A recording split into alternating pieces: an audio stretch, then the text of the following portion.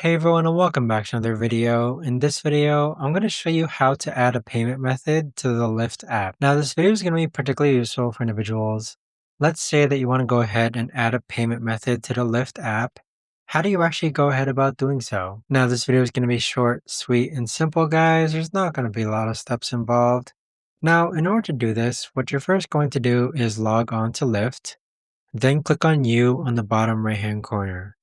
Afterwards, go ahead and scroll down and click on Payments. And then towards the bottom underneath Payment Methods, click on Add Payment Method. So at this point, you can enter your credit card, Venmo, PayPal, or Cash App in order as a payment method. But that right there, guys, is the best and easiest way that I know of to actually go ahead and add a payment method to the Lyft app. If you guys know of a better or easier way to actually do this, let me know in the comments down below. I would love to know. Thanks so much for watching everyone, and I'll see you guys all in the next video.